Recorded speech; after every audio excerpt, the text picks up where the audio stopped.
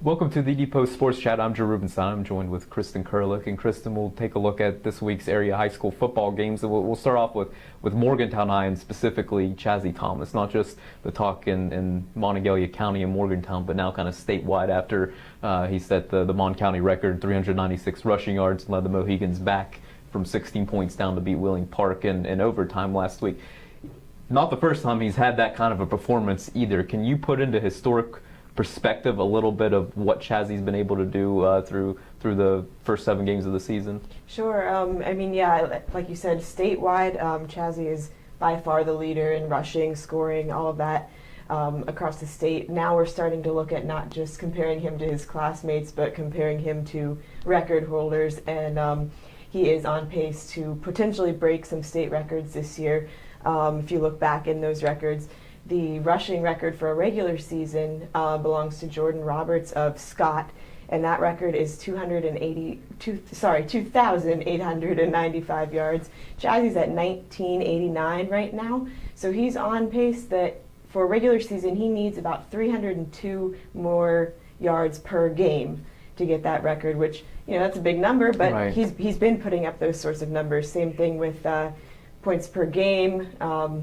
He needs about 26 more points per game to break the points record.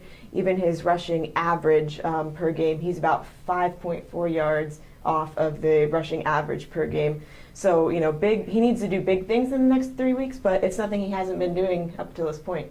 Let's talk a little bit about his style of running too. Everybody knows he's a speedster, but it sounds like, again, evidenced Friday night against Wheeling Park, he's got a little toughness and a little bit more of he's able to grind out some yards that maybe people wouldn't necessarily imagine or think of whenever they first look at him. Yeah, he's not a big guy for a running back, and he has a lot of those highlight reel sorts of plays. I think he had a 70-yard touchdown run, an 87-yard touchdown run, even had a 41-yard reception for a touchdown. His first reception of the season made that count.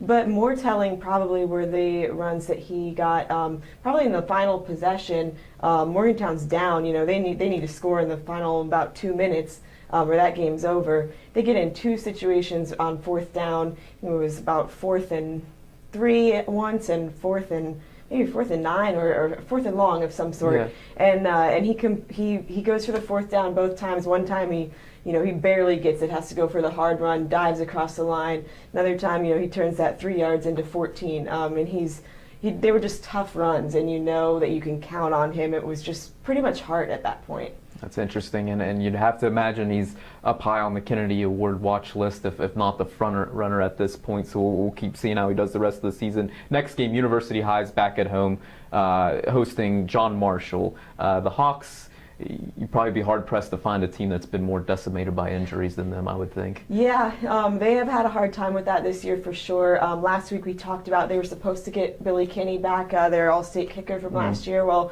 he was coming back, and then he goes out the day before the game and hurts his ankle again, and he didn't end up playing. And he may punt a little bit for them this week, but that's kind of still up in the air at this point. But the really bad news for University this week is they have now lost 3 starting offensive linemen. 2 of them were also starting defenders, and that's a huge loss. One of them, Nick Fisher, he's out for the season, tore all the ligaments in his knee.